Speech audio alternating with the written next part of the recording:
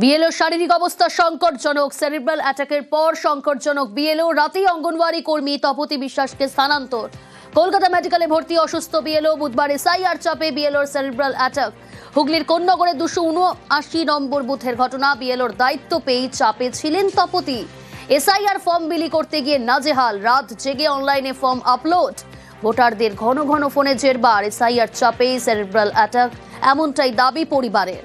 চাকরির ভয় দেখিয়ে এসআইআর এর কাজ করানোর অভিযোগ। এত চাপ জীবনে দেখি, এরকম চাপ। ও ভয়ে কাজ যে বলছে না, কাজ করলে ওর মায়নায় পাবে না, অঙ্গনায় সব বন্ধ হয়ে যাবে, এমনকি অ্যারেস্টও হয়ে যেতে পারে। এই কথা বলে ও আরও জোর করে কাজ করলো, তার ফল এমনকি ও যে সুগারের ওষুধ খায়, প্রেশারের ওষুধ খায়, সেগুলোও ভুলে গেছে খাওয়ার, এত চাপের কথা। এখন সুগার বেড়ে গেল, প্রেশার বেড়ে গেলো, এই কাজের জন্য।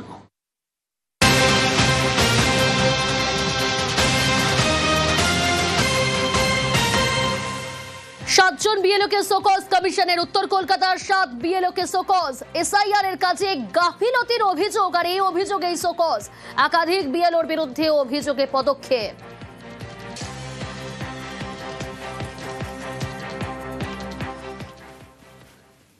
এদিকে এসআইআর চালু হতেই ভারত ছাড়ছেন বাংলাদেশিরা। আজও সীমান্তে জড়ো 200-র বেশি বাংলাদেশি। স্বরূপনগরে হাকিমপুর সীমান্তে বাংলাদেশিদের ভিড়। গত কয়েকদিন ধরেই আমরা দেখছি হাকিমপুর সীমান্ত স্বরূপনগরে, সেখানে কিন্তু বাংলাদেশিদের ভিড়।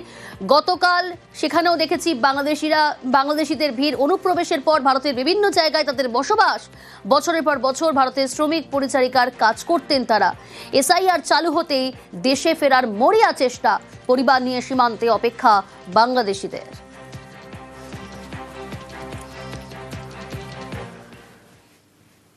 খড়গপুরে এসআইআর সহায়তায় অভিনব উদ্যোগ। খড়গপুরে অভিনব উদ্যোগ স্বেচ্ছাসেবী সংগঠনের। 2002-এর ভোটার তালিকা দিয়ে তৈরি ফ্লেক্স। 100 ফুট লম্বা ফ্লেক্সে স্থানীয় ভোটারদের নাম। আসা যাওয়ার পথে লিস্টের নাম দেখতে পাচ্ছেন স্থানীয়রা। স্বেচ্ছাসেবী সংগঠনের উদ্যোগে খুশি স্থানীয় বাসিন্দারা। মানুষ এসআইআর নিয়ে যে একটা আতঙ্ক তৈরি রয়েছে মানুষের মধ্যে, সেই আতঙ্ক যেন মানুষকে গ্রাস না করে এবং এই আতঙ্ক থেকে মানুষ যাতে উতরাতে পারে এবং তার নামটি 2002-এ আছে কিনা সেটা যেন সে খুঁজে পায়। নির্বাচন কমিশনের নিজস্ব ওয়েবসাইট থেকে যে লিস্ট পাবলিশড হয়েছে, সেই লিস্টটা আমরা ফ্লেক্স আকারে মানুষের জন্য এটা লাগিয়ে দিয়েছি এবং মানুষ এসে তার নিজস্ব ক্রমিক নম্বর, 2002 সালে অংশ নম্বর এবং যে বিধানসভা এলাকায় সে থাকতো তালবাগিচায়, সেই খড়গপুর শহর, সেই আমরা এটা তাকে তার সুবিধার জন্য এটা আমরা করেছি। আমার যে 2002-এ আমার পার্ট নম্বর এবং সিরিয়াল নাম্বার যেটা দরকার আমাদের এসআইআর ফর্ম পূরণের জন্য, সেটা আমরা দেখতে এসেছিলাম। পেয়েছেন? হ্যাঁ, আমি পেয়েছি অবশ্যই। এখানে আমি সরাসরি একটা ফ্লেক্সের মাধ্যমে বড় বড় অক্ষরে আছে, আমরা সেটা দেখে নিতে পারছি এবং সঙ্গে সঙ্গে আমরা আমাদের ফর্মটা ফিল আপ করতে পারছি। এই কারণে আমাদের এটা প্রচুর সুবিধা হয়। কয়লা পাচার যোগে রাজ্য জুড়ে ইডি হানা। বাংলা ঝাড়খণ্ডের মোট 40টি জায়গায় তল্লাশি। কলকাতা হাওড়ায় হানা। কেন্দ্রীয় এজেন্সির সল্ট লেক ইএম বাইপাসে একাধিক ঠিকানায় তল্লাশি। সল্ট লেকে কয়লা ব্যবসায়ী নরেন্দ্র খারকার বাড়িতে হানা। দুর্গাপুর আসানসোলেও হানা এনফোর্সমেন্ট ডিরেক্টরেটে।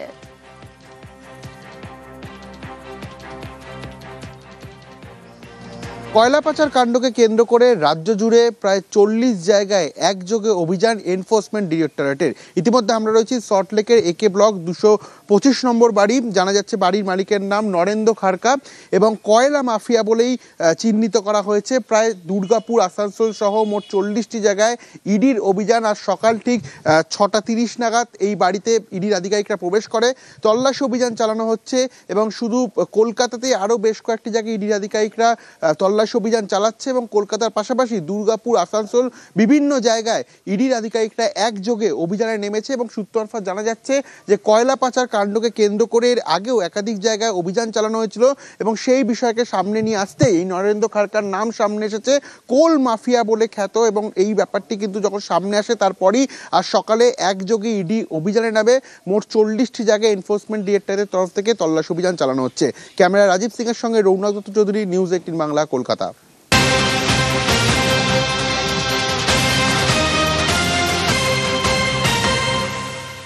ইডির পাশাপাশি অভিযানে সিবিআই আর্থিক প্রতারণা মামলায় তল্লাশি অভিযান, কলকাতায় 4টি জায়গায় তল্লাশি। রৌনক রয়েছে আমার সঙ্গে। রৌনকের সঙ্গে যোগাযোগ করছি, তবে তার আগে আরো একবার আপনাদের জানাই, ইডির পাশাপাশি অভিযানে সিবিআই আর্থিক প্রতারণা মামলায় তল্লাশি অভিযান, কলকাতার 4টি জায়গায় তল্লাশি সিবিআই এর। একদিকে ইডির তল্লাশি অভিযান সকাল থেকে, ইডির পাশাপাশি অভিযানে সিবিআইও। কলকাতার মোট 4টি জায়গায় তল্লাশি সিবিআই আধিকারিকদের। কয়লা পাচার যোগে রাজ্য জুড়ে ইডির হানা। বাংলা ঝাড়খণ্ডের মোট 40 জায়গায় যেমন ইডির তল্লাশি অভিযান, কলকাতা হাওড়ায় হানা কেন্দ্রীয় এজেন্সির। ইডির পাশাপাশি অভিযানে সিবিআই আর্থিক প্রতারণা মামলায় তল্লাশি অভিযান, কলকাতার 4টি জায়গায় তল্লাশি। আরো ডিটেল জানবো, রৌনক রয়েছে আমার সঙ্গে। রৌনক, ঠিক কি অভিযোগে এই অভিযান, কখন থেকে এই সিবিআই অভিযান শুরু করেছে?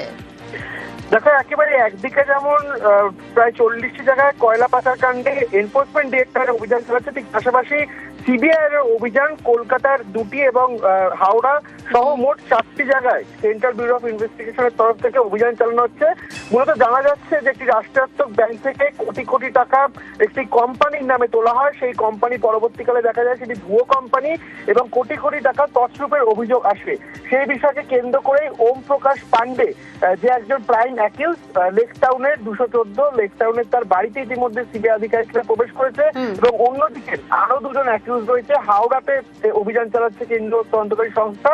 অর্থাৎ আর্থিক প্রতারণা মামলায় একযোগে মোট 4টি জায়গায় সিবিআই তরফ থেকে তল্লাশি অভিযান চালানো হচ্ছে।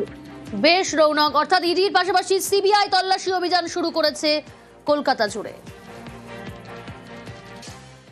আসি পরের খবরে। নিউজ 18 বাংলার খবরের জের, জল ফিরল স্কুলে, পড়ুয়ারা ফিরল স্কুলে। খুব স্বাভাবিকভাবে খুশি অভিভাবক থেকে শিক্ষক শিক্ষিকারা।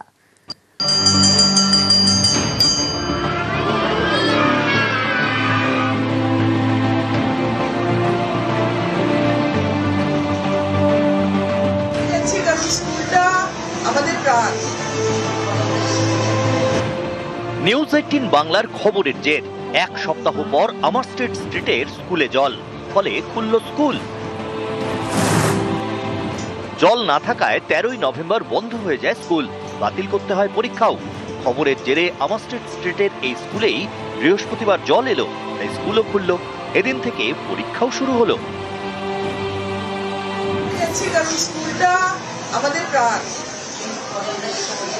যুদ্ধকালীন তৎপরতায় সারানো হয়ে গেল সামনেটা, মানে এইটা যদি না সারানো হতো বাচ্চাগুলো would have been in danger. আপনাদের খবর দেখানোর পরেই কিন্তু বাচ্চাদের পরীক্ষার কথা ভেবে, বাচ্চাদের ভবিষ্যতের কথা ভেবে, অ্যানুয়াল পরীক্ষা, বার্ষিক পরীক্ষা, সামেটিভ পরীক্ষা, এটা আমরা খুব অসহায় হয়ে পড়েছিলাম।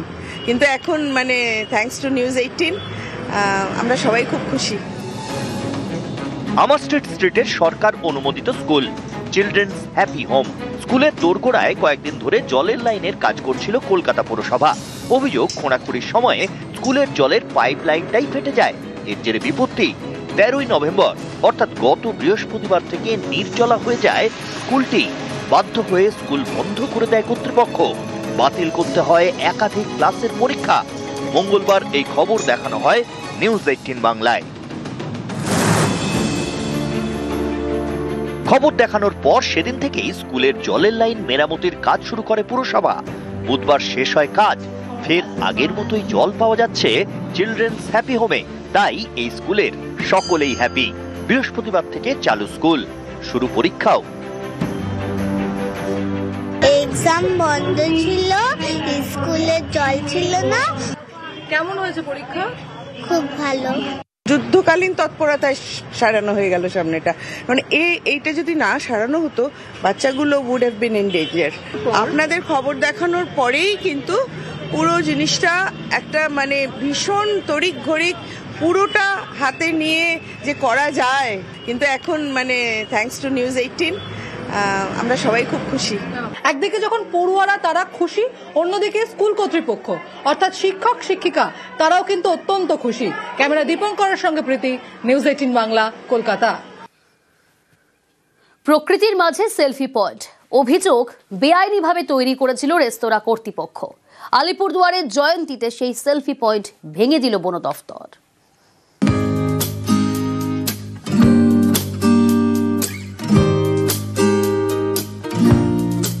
পাহাড়ের কোল বেয়ে নেমেছে নদী। এই নদী ঘিরে ছোট্ট জনপদ জয়ন্তী, পর্যটকদের কাছে চুম্বক।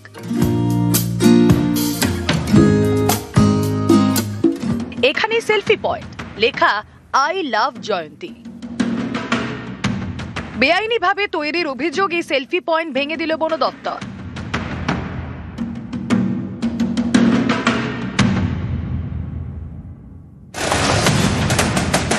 ডুয়ার্সের বক্সা টাইগার রিজার্ভের মধ্যে জয়ন্তী, আলিপুর দুয়ারের কালচিনি ব্লকের মধ্যেই পড়ে। বছরের নানা সময় এখানে পর্যটকদের ভিড়। রোজগারের জন্য বন দপ্তরের অনুমতি নিয়ে কেউ তৈরি করেছেন হোমস্টে, কেউ তৈরি করেছেন রেস্তোরাঁ। তেমনই এক রেস্তোরাঁ কর্তৃপক্ষ তৈরি করে সেলফি পয়েন্ট। বৃহস্পতিবার সেই সেলফি পয়েন্ট ভেঙে দিল বন দপ্তর। তাদের দাবি, বনাঞ্চলে নির্মাণের জন্য বন দপ্তরের অনুমতি প্রয়োজন। অনুমতি না নিয়েই তৈরি হয়েছে সেলফি পয়েন্ট। আমরা বলছি যে আমাদের 24 ঘন্টার টাইম দিয়েছেন, নোটিশ দিয়েছেন, তার সত্ত্বেও আধা ঘন্টার মধ্যে এটা তুলেন কেন?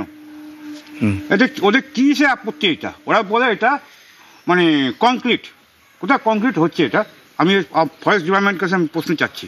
আই লাভ জয়ন্তী যেটা লেখা হয়েছিল আমরা দেখেছি, ওটা বন দপ্তর যদি না এসে ভাঙতো, একটা মীমাংসার মধ্যে দিয়ে, দুই তরফের মীমাংসার মধ্যে দিয়ে যদি এটা কিছু করা যেত, তাহলে আমার মনে হয় সেটা ভালো থাকতো। এখন বন দপ্তর এসে হটকরিতাভাবে সেটা ভাঙলো, এটা মানে এটা ব্যবসার দিক দিয়েও ক্ষতি হলো। সেলফি পয়েন্ট ভাঙার প্রতিবাদ পথে নামেন স্থানীয় তৃণমূল নেতা কর্মীরা। জয়ন্তী রেঞ্জ অফিসে তালা ঝুলিয়ে দেন। কালচিনি থেকে রাজকুমার কর্মকার, নিউজ 18 বাংলা।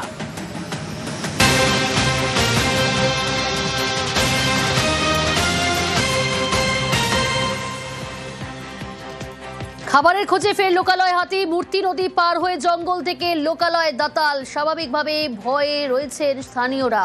হাতি তাড়াতে হিমশিম বন দপ্তরের। রকি রয়েছে টেলিফোন লাইনে। রকি, বন দপ্তরের তরফ থেকে কি পদক্ষেপ নেওয়া হয়েছে ফের লোকালয় খাবারের খোঁজে হাতি? প্রিয়াঙ্কা, প্রথমেই তোমাকে বলে রাখতে চাইবো, খাদ্যের লোভে মূর্তি পর্যটন কেন্দ্রে আচমকাই কিন্তু পার্শ্ববর্তী গরুমারা জঙ্গল থেকে একটি দলছুট দাতাল হাতি ঢুকে পড়ে এবং সেই সময় কিন্তু মূর্তি নদীর ধারেই প্রচুর পর্যটক এবং স্থানীয় বাসিন্দারা ছিলেন। সেই সময় হাতিকে দেখে রীতিমতো চাঞ্চল্য ছড়িয়ে পড়ে। পর্যটক সহ অন্যান্য যারা স্থানীয় বাসিন্দা ছিলেন এবং পর্যটন কেন্দ্রের রিসোর্টের তরফ থেকে কিন্তু লাইট নিয়ে সেই হাতিকে তাড়ানোর চেষ্টা করলে সেই হাতিটি না ঘুরে গিয়ে গ্রামের দিকেই রওনা হয়। এরপর বন দপ্তর খবর পেয়ে গভীর রাতে সেই হাতিটিকে কিন্তু অনেক প্রচেষ্টার পর ফের জঙ্গলে ফিরিয়ে দেয়। বারবার হাতির হানায় কিন্তু আতঙ্কের পরিবেশ সৃষ্টি হয়েছে। বেশ রকি। নভেম্বরের শুরুতে ছিল শীত শীত ভাব। মাসের মাঝামাঝিতে হাওয়া বদল, বাড়ছে তাপমাত্রা। আবহাওয়া দপ্তরের পূর্বাভাস, আগামী কয়েকদিন এই পরিস্থিতির কোনো পরিবর্তন নেই।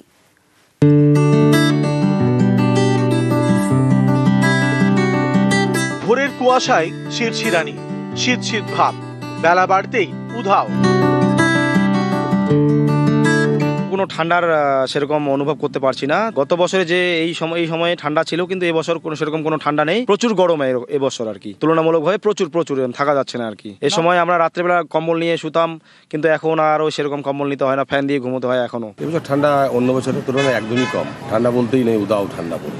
এমনি সোয়েটার না পরেই আমরা ঘুরে বেড়াচ্ছি। প্রত্যেক বছরই আমরা দেখি যে কালী পুজোর পরে পরে একটা শীতের প্রচুর পরিমাণে একটা প্রাদুর্ভাব দেখা যায়, কিন্তু এবছর শীত সকালের দিকে তো একেবারেই পড়ছে না, রাতের দিকে বা সন্ধ্যের থেকে যতটুকুই না পড়ছে, সেটা যে কোনো কিছুভাবে আমরা ওভারকাম করতে পারছি।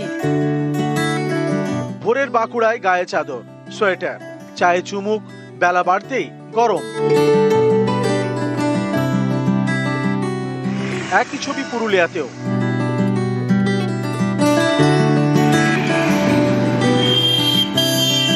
এবারে আমরা ভেবেছিলাম যেভাবে ঠান্ডাটা পড়বে, বৃষ্টি হয়েছিল, ঠান্ডাটা পড়বে, এখন ঠান্ডাটা কমে গেছে একদমই। আর এই তো হাফাতা জামা পরে ঘুরে বেড়াচ্ছি। ভোরের বেলায় একটু ঠান্ডা হাওয়া আসছে, সেটাতে আমরা একটু ঠান্ডা অনুভব করতে পারছি। শীত উধাও। 20 তারিখ হয়ে গেল, এখনো পর্যন্ত কোনো শীতের দেখাই নাই। এই তো দেখুন, আমি হাফাতা গেঞ্জি পরে বেরিয়েছি। হঠাৎ দুদিন একটু ঠান্ডা পড়েছিল, তারপরে এখন আর শীত সেরকম কিছুই নেই, ঠান্ডা উধাও হয়ে গেল। নভেম্বরের শুরুতে পারদ অনেকটাই নেমেছিল। মাসের মাঝামাঝিতে হাওয়া বদল, তাপমাত্রা বাড়ছে। আবহাওয়া দপ্তর জানিয়েছে আগামী কয়েকদিন এমনই চলবে। আমরা যেমন পূর্বাভাস বলেছিলাম যে এই সপ্তাহে ক্রমশ তাপমাত্রা কিছুটা বাড়বে এবং স্বাভাবিক অবস্থায় ফিরবে। তো এখন আমাদের স্বাভাবিক অবস্থাতেই রয়েছে এবং আগামী কয়েকদিনেও সেরকমই থাকার সম্ভাবনা রয়েছে। নভেম্বরে এখনো পর্যন্ত স্বাভাবিক ওয়েদারই আছে। আর আমাদের আগামী 7 দিনের যেটা পূর্বাভাস এখন দেওয়া হয়েছে তাতে 7 দিনেই প্রায় সর্বত্রই শুকনো আবহাওয়া থাকবে। তবে হ্যাঁ, আমাদের পশ্চিমী ঝঞ্ঝার জন্য দার্জিলিং জেলাতে 1-2 জায়গায় বৃষ্টি হতে পারে। নিউজ 18 বাংলা।